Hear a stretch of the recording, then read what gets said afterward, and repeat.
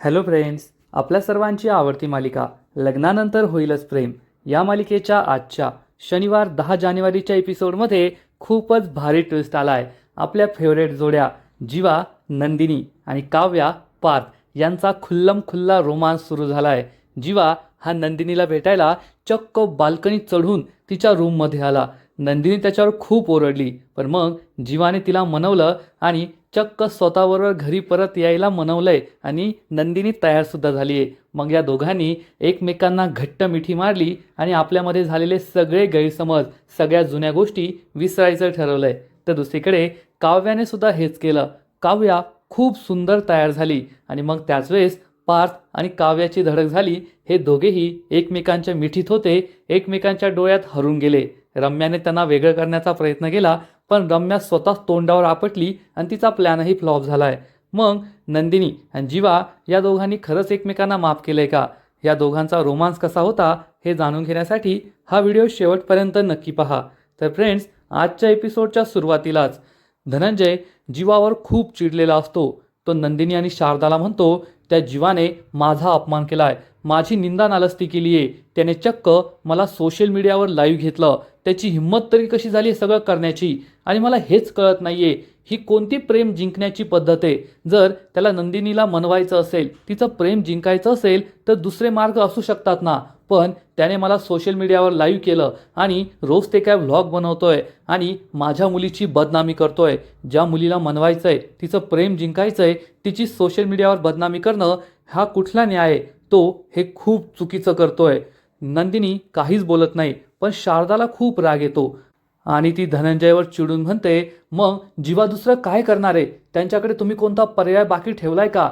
ते तर बिचारे आपल्या घरी आले होते नंदिनीला मनवण्यासाठी, पण तुम्ही दोघा बाप लेकीने त्यांना घराबाहेर हाकललं, तुमचे कान बंद करून घेतले, त्यांचं काहीच म्हणणं ऐकून घेतलं नाही. तुम्ही तर जीवाला धक्का देऊन घराबाहेर हाकलून दिलं. मग जीवा दुसरं काय करणार आहे? त्यांच्याकडे दुसरा पर्यायच नव्हता. पण धनंजयला हे पटत नाही. धनंजय चिडून म्हणतो, तू तर शेवटी त्या उथळ पाण्याचीच बाजू घेणार ना, कारण तू सुद्धा हे सत्य लपवलंय, तुला त्याचं सत्य, त्याचं खोटं माहीत होतं. शारदाला समजतं या धनंजयशी डोकं लावून काय फायदा नाही आणि ती पुन्हा एकदा नंदिनीला समजवण्याचा प्रयत्न करते. नंदिनी, जीवाचं प्रेम मान्य कर, त्यांचा स्वीकार कर आणि त्यांना माफ कर, कारण जीवाचं तुझ्यावर खूप प्रेम आहे आणि तू जो हा रागराग करते ना, तो मला कळतोय. त्यांनी तुला दुखावलंय, पण तुझं त्यांच्यावर खूप प्रेम आहे आणि तू असं त्यांच्याशी वागू नको. त्यांना माफ कर आणि तुमच्या संसाराला पुन्हा एकदा सुरुवात कर. पण नंदिनीला हे पटत नाही आणि नंदिनी म्हणते, नाही आई, मी ते विसरू शकत नाही, माझं त्यांच्यावर आता कोणतंच प्रेम राहिलेलं नाहीये. तर धनंजय हा सुद्धा नंदिनीची बाजू घेतो आणि म्हणतो, नंदिनी एकदम बरोबर बोलतेस तू, त्या जीवाला माफ करण्याची काहीच गरज नाहीये, त्याच्याबरोबर संसार करण्याची काहीच गरज नाहीये, त्याच्या नाटकांना तू भुलू नको. नंदिनी ही बाबांना समजावून सांगते, बाबा मला तुमचं म्हणणं पटतंय आणि मी आता त्यांच्या कोणत्याही भूलथापांना बळी पडणार नाहीये आणि त्यांना माफ करणार नाहीये. पण शारदाला हे पटत नाही. नंदिनी ही 16 डिसेंबरला काय घडलं, त्यांनी मला कसं फसवलं याबद्दलच सांगत असते. ती शारदाला सांगते की जेव्हा आम्ही दोघांनी घटस्फोटासाठी पेपर जमा केले होते आणि मग काही काळ आम्हाला एकत्र राहायचं होतं, तेव्हा मी त्यांच्याकडे ओढली जात होते, परंतु तेव्हा जीवा मला सगळं सांगू शकत होते की त्यांचं काव्यावर किती प्रेम होतं, त्यांच्या भूतकाळाबद्दल सांगू शकत होते, पण त्यांनी त्यांच्या भूतकाळाबद्दल मला कधीच नाही सांगितलं. मला अंधारात ठेवलंय आणि मला ते आवडलेलं नाहीये. त्यामुळे मी त्यांना आता माफ करू शकत नाही, त्यांना जवळ घेऊ शकत नाही. हे सगळं ऐकून शारदाला खूप वाईट वाटतं, तर धनंजय मात्र खुश होतो. नंदिनी सांगते, आता मी त्यांच्यासाठी सगळी दारं बंद केली आहेत, त्यामुळे ते कितीही काळ येथे राहिले तरी मला फरक पडत नाही. शारदा चिडून म्हणते, तुला काही फरक पडत नाही ना, मग जा आणि सांग त्यांना की रिक्षा घेऊन येथून निघून जा. नंदिनी विचारते, मी का सांगू? रिक्षा आणताना त्यांनी मला विचारलं होतं का? नाही ना, मग आता रिक्षा घेऊन जायला सुद्धा मी त्यांना नाही सांगणार आणि ते इथे कितीही काळ राहिले, कसेही राहिले तरी मला काहीच फरक पडत नाही. शारदा चिडून म्हणते, कोणाला फसवतेस तू नंदिनी? तुला काहीच फरक पडत नाही ना, मग तू काल माझ्याकडे त्यांच्यासाठी वरण भात बनवून का पाठवला होता? काल जेव्हा ते रिक्षात झोपले होते, त्यांना नीट झोपताही येत नव्हतं, मग तू स्वतः सुद्धा सोफ्यावर तशीच का झोपली होती? नंदिनी, तू कोणाला फसवतीये? तू स्वतःला फसवतीये. तुझं त्यांच्यावर खूप प्रेम आहे आणि हे दिसून येतंय. जर तुझा माझ्यावर विश्वास नसेल ना तर तुझ्या रूममध्ये जा, आरशासमोर उभी राहा आणि मग स्वतःला हा प्रश्न विचार की तुझं जीवावर किती प्रेम आहे आणि तू त्यांच्याशी असं का वागतेय. मी नाही, तो आरसाच तुला उत्तर देईल की तुझं जीवावर किती प्रेम आहे. हे ऐकून नंदिनी सुद्धा विचारात पडते. थोड्या वेळानंतर नंदिनी तिच्या रूममध्ये येते, बेडवर बसते आणि आरशात स्वतःला पाहते. तिला आठवतं की आई काय म्हणाली होती की तुझं जीवावर किती प्रेम आहे हे जर तुला जाणून घ्यायचं असेल ना तर स्वतः आरशासमोर बस, तेव्हा तुला कळेल की तू जीवावर किती प्रेम करते. नंदिनी या आरशात पाहते तेव्हा तिला जीवाबरोबर घालवलेले सगळे क्षण आठवतात. तिला आठवतं की जेव्हा तिने जीवाच्या शर्टला बटन लावून दिलं होतं, दोघे किती रोमॅन्टिक झाले होते. जीवाने नंदिनीसाठी गजरा आणला होता आणि तिच्या केसांमध्ये माळला होता, हे तिला आठवतं. त्याच वेळेस जेव्हा आपण जीवाच्या गाडीवर पहिल्यांदा त्याच्या पाठीमागे बसलो होतो आणि त्याच्या खांद्यावर हात ठेवला होता, दोघांनी एकत्र प्रवास केला होता, हे नंदिनीला आठवतं. जीवा एकदा खूप इमोशनल झाला होता आणि नंदिनीला मिठी मारून ढसाढसा रडला होता, हे नंदिनीला आठवतं. नंदिनीला आठवतं जेव्हा तिने आणि जीवाने एकत्र पाणीपुरी खाल्ली होती आणि मग या दोघांनी एकत्र कपबशीमध्ये चहा पिला होता, हे सुद्धा तिला आठवतं. या सगळ्या जुन्या गोष्टी आठवून नंदिनीच्या चेहऱ्यावर स्माईल येते. तिच्याही लक्षात येतं की आई खरं बोलली होती, माझं जीवावर किती प्रेम आहे हे मला आरशात पाहिल्यानंतरच कळेल. तेवढ्यात नंदिनीला दिसतं की जीवा हा तिच्या मागून चक्क बाल्कनीने रूममध्ये चढून येतोय. नंदिनीला मोठा धक्काच बसतो. जीवा तिला विचारतो, येऊ का आतमध्ये. नंदिनी विचारते, जीवा तुम्ही हे काय करताय, तुम्ही चक्क बाल्कनीमधून इथे आलात, पडला असता ना काही झालं असतं तुम्हाला. तर जीवा म्हणतो, आता तुझा बाप तर मला आतमध्ये येऊ देत नाहीये, मग हा एकच मार्ग आहे, त्यामुळे मी बाल्कनीने आलोय. तर नंदिनी चिडून म्हणते, बाबांविषयी असं नाही बोलायचं आणि तुम्ही इथे कशाला आलाय. तर जीवा तिला विचारतो, आरशात पाहून तू माझीच आठवण काढत होती ना, मला मिस करत होती ना. नंदिनी चिडून म्हणते, नाही नाही, मी तुमची आठवण नव्हते काढत. तर जीवा तिला म्हणतो, खरंच का, तू माझी आठवण नव्हती काढत का. नंदिनी म्हणते, नाही. जीवा तिच्या खूप जवळ येतो आणि तिच्या कानामध्ये बोलतो, खरं सांग, तू माझीच आठवण काढत होती ना, तुला आपण एकत्र खाल्लेल्या पाणीपुरीची शपथ आहे. नंदिनी म्हणते, नव्हते काढत. नंदिनी ही गप्पच राहायचा प्रयत्न करते तर जीवा हा तिच्या कानात पुन्हा पुन्हा म्हणतो, तुला आपण एकत्र खाल्लेल्या पाणीपुरीची शपथ आहे, मी तुझ्या केसांमध्ये माळलेल्या गजऱ्याची शपथ आहे, रूममध्ये मी जो पसारा घालतो त्याची शपथ आहे, आपण दोघे बाईकवर एकत्र गेलो त्याची शपथ आहे, मी तुला रिक्षामध्ये रिक्षावाला बनवून नेलं होतं त्याची शपथ आहे. आणि हे सगळं ऐकून नंदिनी खूप चिडते आणि म्हणते, हो हो, मी तुमचीच आठवण काढत होते, तुम्हाला खूप मिस करत होते आणि 16 डिसेंबरला मला तुमची आठवण आली, 17 डिसेंबरला आली, 18ला आली, 19, 20, 21 असं म्हणत म्हणत नंदिनी चक्क 10 जानेवारीपर्यंत म्हणते की आज 10 जानेवारीला सुद्धा मला तुमची आठवण आली, पण मला त्या गोष्टीची आठवण येते की तुम्ही माझ्याशी किती खोटं बोललात, तुम्ही माझा विश्वासघात केला, तुम्ही तुमचा भूतकाळ माझ्यापासून लपून ठेवला, याची मला आठवण येते. जीवाला खूप वाईट वाटतं. नंदिनी त्याला विचारते, जीवा आज आपल्यामध्ये हे जे काही घडतंय ना त्यासाठी तुम्ही जबाबदार आहात, तुम्ही तुमचा भूतकाळ मला का नाही सांगितला, तुम्ही काव्यावर प्रेम करायचा ते मला का नाही सांगितलं. जर कदाचित तुम्ही मला हे सांगितलं असतं तर आज जे घडतंय ना ते झालंच नसतं, मी तुम्हाला स्वतःपासून दूर केलंच नसतं. तुम्ही असं का वागलात, मला का फसवलं, मला का अंधारात ठेवलं. असं म्हणून नंदिनी ही ढसाढसा रडू लागते. जीवाला वाईट वाटतं. जीवा तिचे अश्रू पुसण्याचा प्रयत्न करतो तर नंदिनी त्याला दूर ढकलते आणि म्हणते, नका माझे अश्रू पुसू, तुम्ही मला खूप त्रास दिलाय, मला फसवलंय, मी रोज रडते, मग काय तुम्ही रोज माझे अश्रू पुसायला येणार आहात का. तुम्ही सांगा, तुम्ही माझ्यापासून हे सगळं का लपवलं, आहे का तुमच्याकडे उत्तर. तर जीवा म्हणतो, आहे उत्तर, कारण मला तुला गमवायचं नव्हतं. मला असं वाटलं जर मी तुला सत्य सांगितलं तर आपलं नातं तुटेल, आज जे घडतंय ना तेच घडेल, म्हणून मी तुला काही सत्य सांगितलं नाही. जर मी तुला सत्य सांगितलं असतं तर आपण एकत्र पाणीपुरी खाल्ली असती का. तुला सत्य सांगितलं असतं तर मी माझ्या रूममध्ये जो पसारा घालतो तो पसारा तू आवरला असतास का, तू मला पसारेवाला म्हटली असतीस का. नंदिनी चल परत, मी खूप मोठी चूक केली आहे मला मान्य आहे, पण आपली ती रूम आपल्याला बोलवतीये, आपलं ते जग आपल्याला बोलवतंय, आपला संसार आपल्याला बोलवतोय. त्यामुळे नंदिनी खूप चिडते आणि म्हणते, तुम्ही माझ्यापासून हे सत्य लपवलं, पण या सगळ्याचा फायदा काय झाला. या सगळ्यांची गोळाबेरीज शून्यच झाली, आपलं नातं सुद्धा शून्यच आहे आणि आपल्या नात्याला काहीच अर्थ नाहीये. तर जीवा नंदिनीला समजावण्याचा प्रयत्न करतो. नंदिनी, मला मान्य आहे आज आपल्या नात्याची बेरीज शून्य झाली आहे, पण आपल्या आयुष्यात ज्या चांगल्या गोष्टी आहेत ना, आपण त्याचा गुणाकार करूया, वाईट गोष्टींचा भागाकार करूया आणि वाईट आठवणी आहेत त्यांची वजाबाकी करूया, त्या आयुष्यातून कायमच्या मिटून टाकूया आणि आपला संसार हा पुन्हा एकदा सुखाचा करूया. चल माझ्याबरोबर. आपलं ते घर आपली वाट पाहतंय, आपला संसार वाट पाहतोय, तो माझा पसाऱ्यावाला रूम आपली वाट पाहतोय की कधी एकदा नंदिनी येईल आणि हा पसारा आवरेल आणि रूम चकाचक करील. चकाचक बाईची वाट पाहतोय आमचा रूम. हे ऐकून नंदिनी खूप चिडते आणि रडता रडता म्हणते, तुम्ही गप्प बसा. आणि ती चक्क जीवाला ढकलून देते आणि जीवाला जोरात मारू लागते.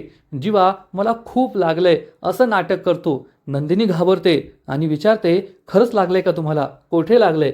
जीवा सांगतो, हाताला खूप लागलंय. नंदिनी त्याच्या हातावर प्रेमाची फुंकर मारू लागते. तर जीवा म्हणतो, गालाला सुद्धा खूप लागलंय, गालावर सुद्धा तुझ्या प्रेमाची फुंकर मार ना. नंदिनीला समजतं की जीवा तिची चेष्टा करतोय. नंदिनी म्हणते, तुम्ही नेहमी मला सतावत असता, मला त्रास देत असता, आता सुद्धा तुम्ही नाटकच करताय ना. आणि ती रुसून बसते. तेव्हा जीवा हा तिच्या मागून येतो, चक्क तिला मिठी मारतो, तिच्या खांद्यावर डोकं ठेवतो आणि म्हणतो, नंदिनी मला माफ कर, पण तुला सतावलं नाही तर माझा दिवस कसा जाणार? तुला सतावल्यावरच मला खूप भारी वाटतं आणि बायकोला जर नवऱ्याने नाही सतावलं तर संसाराची काय मजा.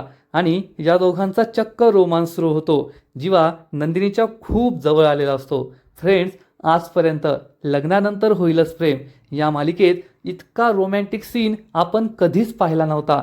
नंदिनी आणि जीवाला तर एकत्र पाहणं, एकमेकांच्या एवढ्या जवळ पाहणं हे तर दुर्लभच, परंतु हा सीन खूप भारी आहे. जवळपास संपूर्ण एपिसोडमध्ये नंदिनी आणि जीवाचा हा रोमॅन्टिक सीन सुरू आहे, तो पाहायला तुम्हाला सुद्धा खूप मजा येईल.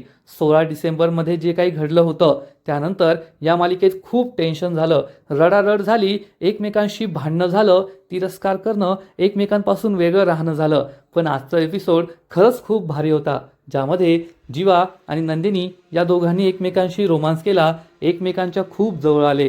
ते पाहायला खूपच मजा आली. तुम्हाला सुद्धा आवडेल एवढं मात्र नक्की. तर जीवा नंदिनीच्या खूप जवळ येतो. नंदिनी त्याला दूर ढकलून देते. जीवा नंदिनीला म्हणतो, आता राग सोड, चल माझ्याबरोबर, आपला संसार आपली वाट पाहतोय. आणि तो हात पुढे करतो. नंदिनी त्याला विचारते, तुम्ही मला वचन देतात का? यानंतर तुम्ही पुन्हा असं कधीच करणार नाही, माझ्यापासून काहीच लपवणार नाही.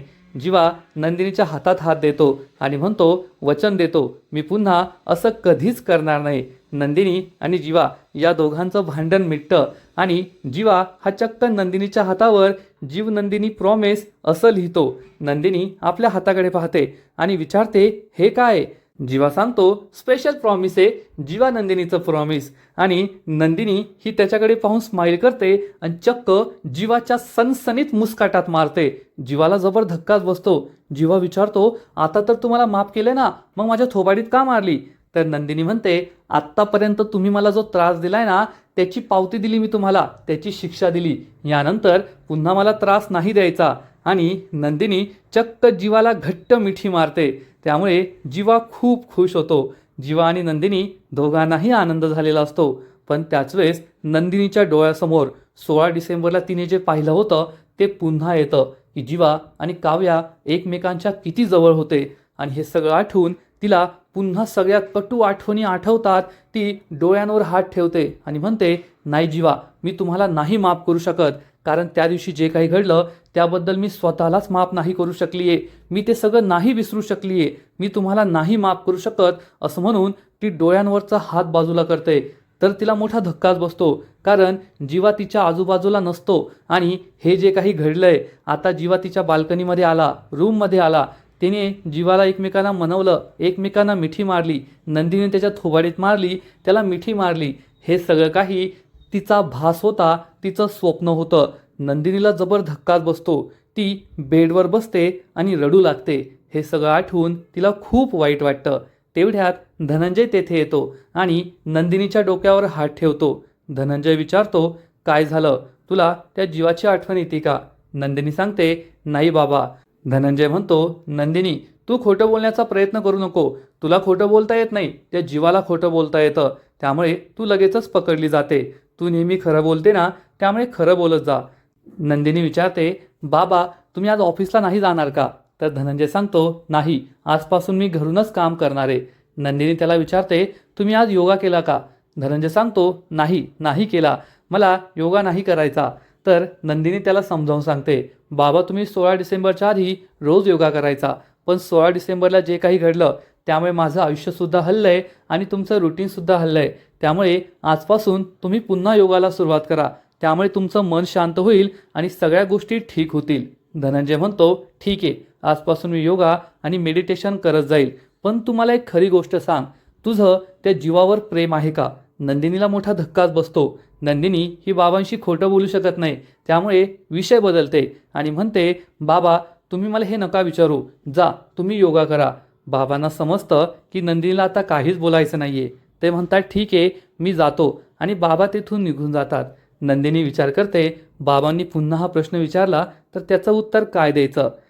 तर इकडे जीवा त्याच्या डार्लिंग रिक्षाची साफसफाई करत असतो. पण त्याच वेळेस त्याला कणण्याचा आवाज येतो आणि तो विचारतो, काय का डार्लिंग, तू कसं काय कणतेस, काय झालं तुला? तो बाजूला पाहतो तर रिक्षा नाही तर चक्क गुड्डू कणत असतो. तो डंबेल्स उचलण्याचा प्रयत्न करत असतो पण त्याला डंबेल्सच उचलले जात नाही. जीवा त्याला विचारतो, अरे काय करतोयस तू? आधीच तुझी हाईट एवढी कमी आहे, हे डंबेल्स उचलायला गेला तर या डंबेल्स एवढा होऊन जाशील, हे करण्याची काहीच गरज नाहीये. तर गुड्डू सांगतो, क्या बोलू जीवा भैया, मी माझ्या पिंकीला पटवण्यासाठी, तिला मनवण्यासाठी सगळं करतोय. जशी तुमची एकदम स्टील बॉडी आहे ना, तशीच बॉडी मला बनवायची आहे. तर जीवा त्याला सांगतो, अरे मी सुद्धा माझ्या चकाचक बाईला मनवण्याचाच प्रयत्न करतोय. माझ्या स्टील बॉडीने ती नाही म्हणली तर तुझी पिंकी कशी म्हणणार? तर गुड्डू सांगतो, अरे तुम्ही तर खूप भारी काम केलंय, तुमची बायको तुम्हाला माफच करणार आहे, आणि तुमचे जे बाबूजी आहेत ना ते सुद्धा. जीवा विचारतो, कोण बाबूजी? तर गुड्डू सांगतो, ते धनंजय साहेब आहे ना, पहा ते आता योगा करायला येतील थोड्या वेळात. तर जीवा म्हणतो, योगा मला बिलकुल नाही आवडत, खूप बोरिंग प्रकारे, त्यापेक्षा आपला हा डंबेलचा व्यायाम बरा. आणि त्याच वेळेस धनंजय मॅट घेऊन बाहेर येतो आणि बसून योगा करू लागतो. गुड्डू त्याला म्हणतो, पहा धनंजय साहेब आले, आता तुम्ही सुद्धा योगा करा. आणि लगेचच जीवा हा सुद्धा त्याच्या रिक्षातून योगा मॅट बाहेर काढतो आणि म्हणतो, आता पहा मी माझ्या सासरेबुवांबरोबर कसा योगा करतो. गुड्डू म्हणतो, जा जा, तुम्ही नक्कीच त्यांना सुद्धा जिंकाल. जीवा हा धनंजयच्या बाजूला येऊन बसतो. धनंजय हा डोळे मिटून असतो, त्यामुळे त्याला कळतच नाही की जीवा त्याच्या बाजूला आला. धनंजय ओम असं म्हणतो तर जीवा सुद्धा ओम म्हणतो. धनंजयला समजतं की आपल्या बाजूला जीवा आलाय. तो एक डोळा उघडून त्याच्याकडे पाहतो आणि विचारतो, काय चालू आहे तुझं, का मला डिस्टर्ब करतोय? तर जीवा सांगतो, डिस्टर्ब नाही करत आहे, तर मी सुद्धा योगा आणि मेडिटेशन करतोय. धनंजय चिडून म्हणतो, तू काहीच करत नाहीये, तू फक्त मला त्रास देतोय, आत्ताच्या आत्ता निघ इथून. तर जीवा म्हणतो, घाबरलात का? एवढ्यात घाबरलात? तुम्हाला असं वाटलं मी ओम हे जास्त वेळेस म्हणेल, जास्त वेळ म्हणेल आणि तुम्ही हराल, म्हणून तुम्ही घाबरताय. धनंजय चिडून म्हणतो, हे काय एकमेकांशी कॉम्पिटिशन करण्याची गोष्ट नाहीये, तुला तेवढीही अक्कल नाहीये, मूर्ख कुठला. आणि तो पुन्हा एकदा ओम म्हणतो. तर जीवा म्हणतो, एकदा कॉम्पिटिशन करून तर पहा, मग कळेल कोण हरतंय आणि कोण जिंकतंय. धनंजय म्हणतो, ठीक आहे, ओम म्हणून दाखव. तेव्हा जीवा ओम असं म्हणणार, पण तेवढ्याच त्याला ठसका येतो. जीवा म्हणतो, मुंबईची हवा खूप प्रदूषित झाली ना, म्हणून मला म्हणता नाही आलं. तर धनंजय चिडून त्याला सांगतो, मुंबईची हवा प्रदूषित नाही झालीये, तुझं डोकं भ्रष्ट झालंय, बुद्धी भ्रष्ट झालीये, कारण तुला अक्कलच नाही आलीये. दिवसभर हा उत्साह दाखवतो, तुला असं वाटतं मी इतक्या उत्साहात वागलो ना की समोरची व्यक्ती माझ्यावर फिदा होते, पण असं नसतं. काहीतरी मॅच्युरिटी नावाची गोष्ट असते की नाही. आता तुझं लग्न झालंय, तू तसं वागायला हवं, पण तुला काहीच कळत नाही. तू नेहमी स्वतःचा विचार करतो. हसून बोललं की समोरच्याला आपली गोष्ट पटते असं नसतं. ओरडून बोललं की आपण योग्य असं होत नाही, हे नेहमी लक्षात ठेवायचं. आणि माझी मुलगी तुला कधीच माफ करणार नाही, तू तिच्या लायकीचा नाहीये, हे लक्षात ठेवायचं. हे सगळं ऐकून जीवाला खूप वाईट वाटतं. धनंजय त्याला खूप वाईट बोललेला असतो. तर फ्रेंड्स, एकूणच लग्नानंतर होईलच प्रेम या मालिकेचा आजचा एपिसोड खूप भारी होता. भास का होईना, स्वप्नात का होईना, परंतु जीवा आणि नंदिनी या दोघांचा रोमांस पाहायला खूपच भारी वाटलं. आणि आज न उद्या त्यांचा हा रोमांस खरा होईल एवढं मात्र नक्की. आजचा एपिसोड तर भारी होता, पण पुढील एपिसोडमध्ये आपल्याला जीवा नंदिनीचं नाही तर काव्या आणि पार्थचा रोमांस पाहायला मिळणार आहे. पुढील एपिसोडमध्ये आपण पाहू की पार्थ हा एक फाईल पाहत पाहत त्याच्या रूम बाहेर येणार आणि त्याच वेळेस काव्या ही सुद्धा खूप सुंदर साडी नेसून खूप सुंदर तयार होऊन जिन्यावरून खाली येत असेल आणि त्याच वेळेस पार्थ आणि काव्या या दोघांची धडक होणार. काव्या ही खाली पडणार तर पार्थ तिला सावरणार आणि हे दोघेही एकमेकांच्या डोळ्यात हरवून जातील. घरातील सगळेजण त्यांच्याकडेच पाहत राहणार, पण या दोघांचं कोणाकडे लक्षच नसेल.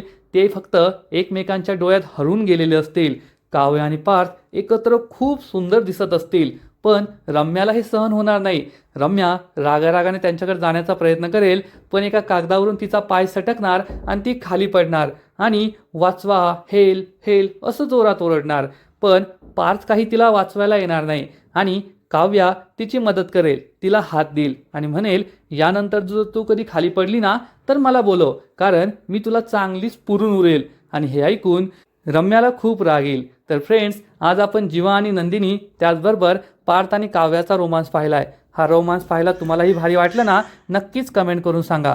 आणि लग्नानंतर होईलच प्रेम या मालिकेचे असेच नवीन नवीन अपडेट्स सर्वात आधी जाणून घेण्यासाठी व्हिडिओला लाईक करा, शेअर करा, चॅनलला सबस्क्राईब करून बेल आयकॉनवर क्लिक करा, म्हणजे या मालिकेचे नवीन नवीन एपिसोड तुम्हाला सर्वात आधी पाहायला मिळतील. खूप खूप खूप धन्यवाद.